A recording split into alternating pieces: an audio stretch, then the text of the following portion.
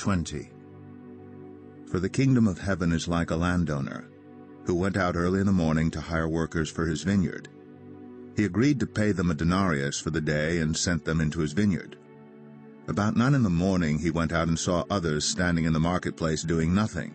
He told them, "You also go and work in my vineyard, and I will pay you whatever's right." So they went. He went out again about noon and about 3 in the afternoon and did the same thing. About 5 in the afternoon he went out and found still others standing around. He asked them, "Why have you been standing here all day long doing nothing?" "Because no one has hired us," they answered. He said to them, "You also go and work in my vineyard."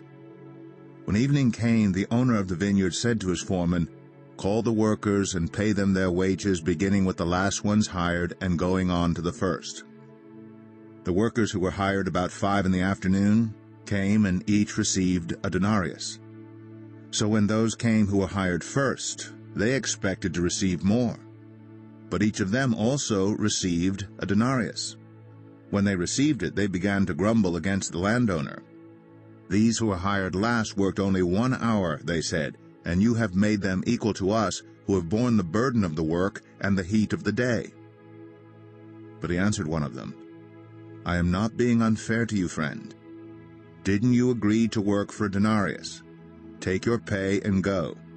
I want to give the one who was hired last the same as I gave you. Don't I have the right to do what I want with my own money? Or are you envious because I am generous?" So, the last will be first, and the first will be last.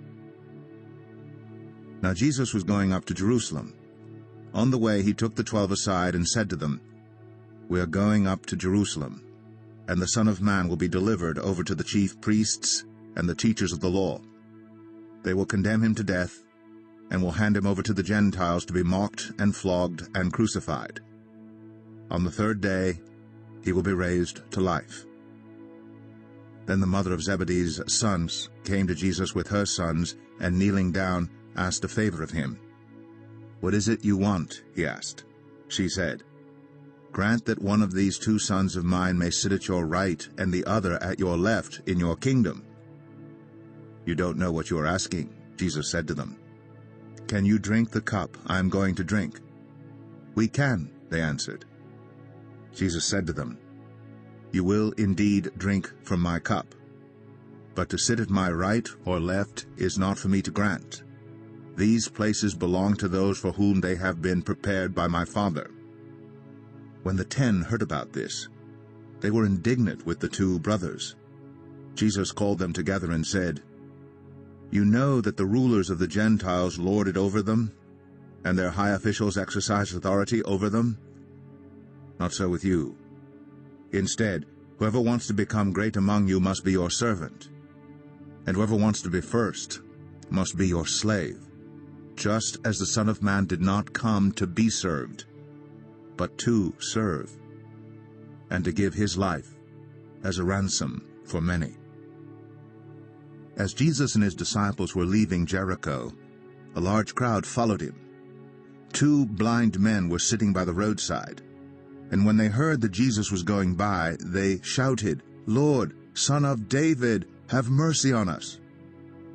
The crowd rebuked them and told them to be quiet. But they shouted all the louder, "Lord, Son of David, have mercy on us." Jesus stopped and called them. "What do you want me to do for you?" he asked. "Lord," they answered, "we want our sight." Jesus had compassion on them and touched their eyes. Immediately they received their sight and followed him.